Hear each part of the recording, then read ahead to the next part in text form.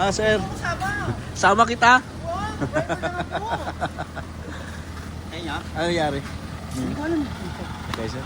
Ano ba? Palibagong troubleshoot sa January 2. Ito palang Montero, ang naging problem ay lagi nag-overheat. So, nakadalawang radiator na sila na pumuputok dito mga boss na kinabit. Tapos, nagpalit na silang water pump, bagong thermostat, at saka fan blade ay ganun pa rin ang nangyayari. So, i-check natin kung bakit nagkakaroon ng pressure yung makina nito mga bossing. Okay. Araw-gabi kumbaga sa babae, araw-gabi. Araw-gabi.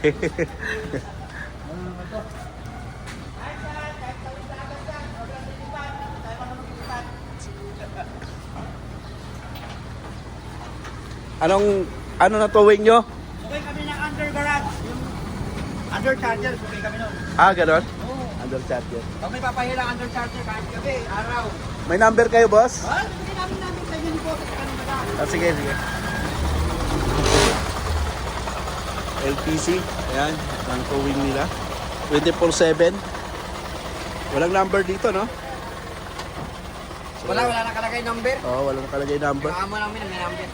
Okay. Yes. Hindi namin mga number na naman namin. 0935. 0935. Sige, sige. Ano mga boss? 0935 4808 4808 741. Okay. Boss dito. Sige, sige. Dahil nalaman nga natin na nakadalawang radiator na pumuputok dito mga boss. Halos pinalitan na lahat, thermostat, radiator, tsaka bagong water pump. Wala na tayong nagsayang oras mga bossing. Kinalas kagad natin yung cylinder head gasket dahil ang problem talaga nito mga boss ay nagkakaroon ng pressure. Kaya ayun, pumuputok lagi yung radiator na kinakabit nilang brand new. Ayan mga boss, kakalasin natin, titingnan natin yung kondisyon ng ating head gasket kung gaano ba kalala ang naging sira nitong ating Mitsubishi Montero. So ito mga boss yung another tinuwing nung Lunes pa, nung Webes, no? O Webes. Dahil ang naging problem nitong Montero natin, lagi siya nagsasabog ng radiator, puputok yung radiator. Kahit nagpalit na siya ng bagong water pump, bagong thermostat, ay ganun pa rin, pinapasabog niya pa rin yung radiator. Kaya nakakabit dito ngayon ay brand new na ulit na radiator. So ginawa yung may-ari para lang magamit-gamit niya, tinanggalan niya ng thermostat. Ayan o. Ito yung luma niyang thermostat, ito yung bagong pinalit. Kaso nga lang, pinakalas niya ulit yung thermostat, hindi niya na ulit pinalagay kasi nga nakakadami na siya ng radiator, no? So malaki na nang ginastos ng may-ari dito. So ngayon, dinala sa atin dito sa shop para pa-diagnose kung ano ba talaga naging problema ng Montero niya na Gen 2. Ngayon, find out natin na problem niya ay may problema yung cylinder head o cylinder head gasket. So nagkakaroon na siya ng pressure mga bossing.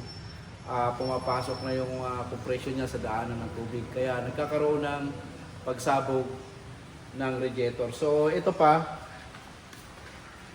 nagpalit na rin sila ng bagong fan blade.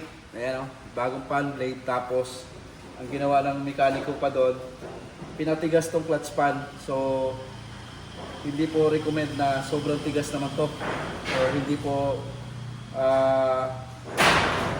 po komportable dito yung mga sasakyan na tulad ditong Montero na papatigasin mo yung clutch pan masyado.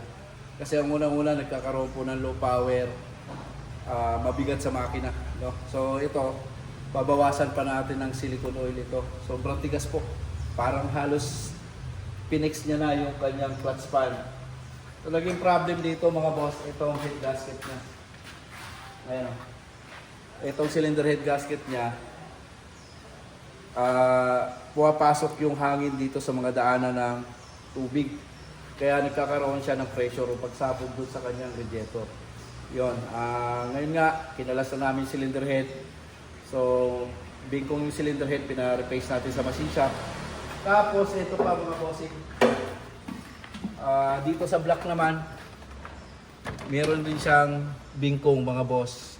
So hindi na natin binaba, konting-konti lang naman bingkong nito, kayang-kaya na nating i-manual resurface mga bossing. So gumamit lang tayo nito.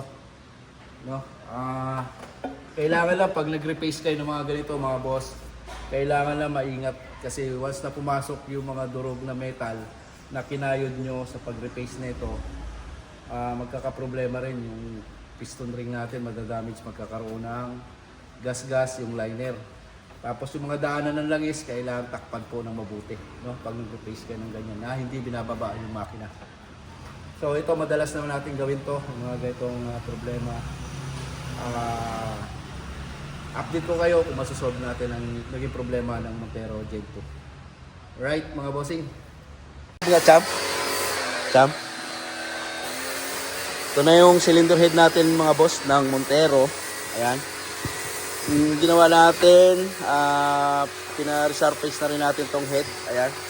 Tapos, pina-valve seat natin. Palit tayo ng valve seal. Ayan. So, isasalpak na natin. Titingnan natin kung may improvement. Tapos, nilinis na rin natin maigi itong block. Yan, di ba? So, nag-replace tayo. So, wala namang kalog yung mga piston. So, goods naman yung mga piston niya. Ayan. Wala naman siyang lagutok. Ayan. So, makinis na rin yung block natin. Ngayon, isasalpak na natin yung mga boss para ma-observe natin kung hindi na siya magsasabog ng radiator. Tapos, ibabalik na rin natin yung kanyang thermostat na brand new na tinanggal nila dati. Yan, ina-assemble na natin mga boss. Ito naman yung palatandaan mga boss pagka makapal pa yung head natin. Ayan. Yung kontil na yan, pag naubos na yan mga boss, ibig sabihin manipis na yung cylinder head nyo. Hindi na po pwede. Ayun, makapal pa naman tong head nito. At ayun, pina-valve seat na rin natin to. Palit ng original valve seal. Yan, pinagawa na natin lahat kasi may kunting singaw yung barbola nito mga bossing. Tubig muna tayo mga boss dito sa Montero. Ayan, overtime kahit gabi. Para matapos, tingnan natin kung nag-overheat pa ito. So, nilagay na rin namin yung thermostat na brand new niya. Binalik namin kasi tinanggalan to ng thermostat.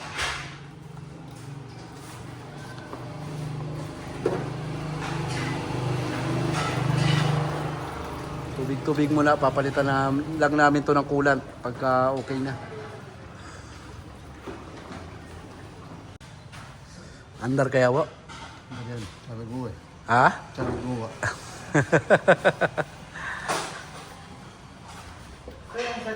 Pumapasok pa yung tubig. Ito? Oo. Di. Ay, so. Yan. Walang tagas po? Tingnan mo kung walang tagas.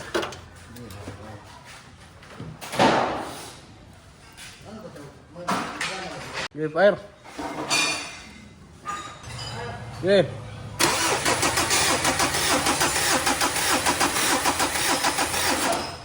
Oh, pahinga. Okay, fire.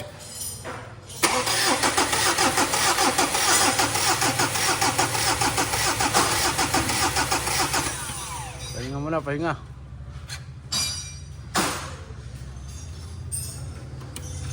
Sige.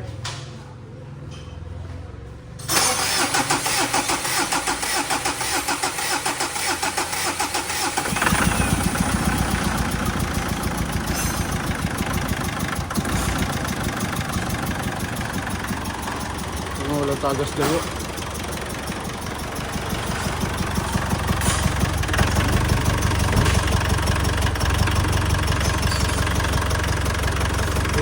Nangis. Dito. Ito mo yung sa quad turbo natin.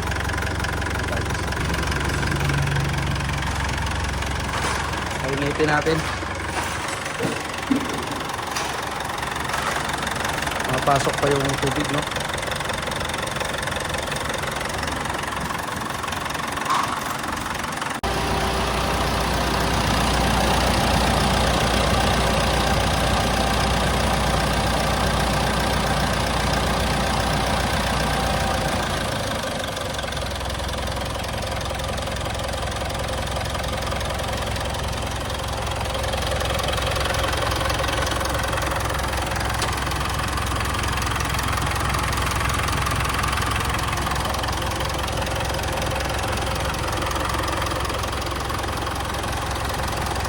check natin kung bumubula pa.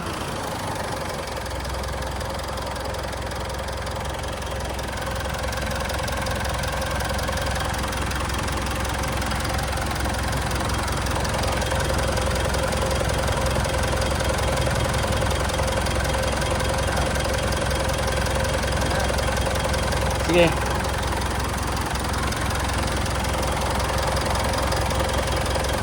Wala nang bulwak mga boss.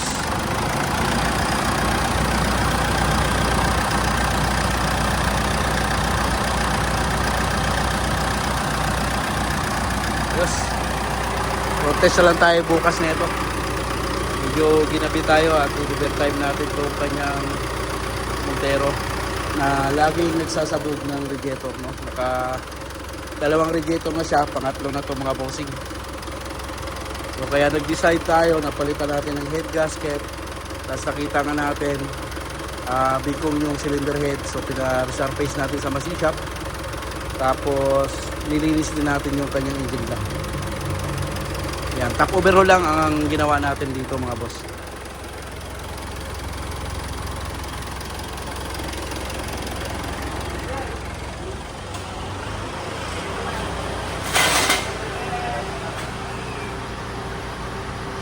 Check natin yung RPM kung hindi low power.